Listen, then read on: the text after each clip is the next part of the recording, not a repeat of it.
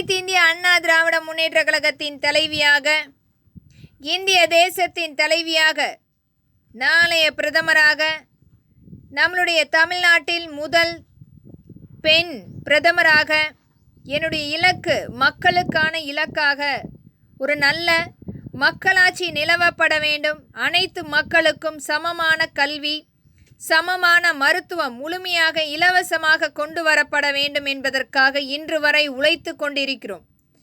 அன்றைக்கு 20 ஆண்டுகளுக்கு முன்பாக என்னிடத்தில் ஒருவர்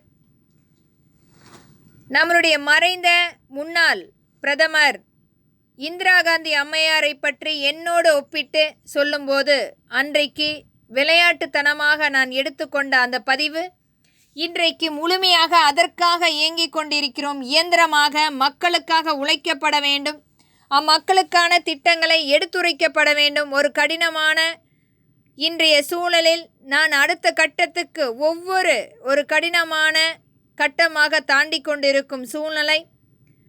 இன்றைக்கும் இறந்தாலும் ஒரு வீர மங்கையாக, ஒரு நல்ல ஆளுமை சக்தியாக நம்மளுடைய முன்னாள் பிரதமர் இந்திரா காந்தி அம்மையாரை போன்று நல்ல ஆளுமை சக்தியாக வரப்பட வேண்டும் என்பதற்காக இன்றைக்கும் முழுமையாக நான் உழைத்து கொண்டிருக்கிறேன்.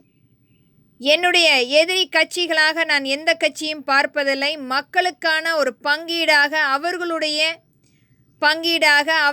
திறமைகளாக, அவர்களுக்கு ஏற்ற அவர்கள் உழைத்து கொண்டிருக்கிறார்கள். என்னுடைய உழைப்புக்கேற்ற மக்களுக்கான பங்கீடை முழுமையாக கொண்டு வந்து சேர்க்கப்பட வேண்டும் என்பதற்காக நான் ஒவ்வொரு நாளும் அம்மக்களுக்கான திட்டங்களை வடிவமைத்து கொண்டிருக்கிறோம்.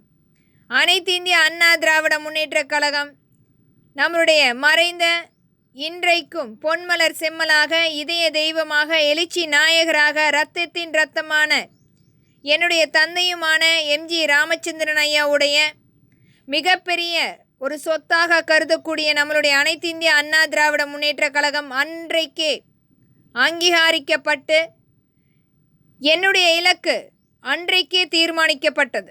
ஒரு நல்ல பிரதமராக வரப்பட வேண்டும், மக்களுக்காக உழைக்கப்பட வேண்டும். தமிழ்நாட்டு மட்டுமல்ல, அனைத்து மாநிலத்துக்கும் ஒரு நல்ல தலைவியாக, ஒரு நல்ல அங்கீகாரம் கொடுக்கக்கூடிய மக்களுடைய பிரதிநிதியாக உழைக்கப்பட வேண்டும் என்பதற்காக அன்றைக்கு ஏற்படுத்திய அந்த கட்சி இன்றைக்கு தமிழ்நாட்டில் முதல் பெண் பிரதமராக வரப்பட வேண்டும் என்று இன்றைக்கு நாம் பேசிக்கொண்டிருக்கிறோம்.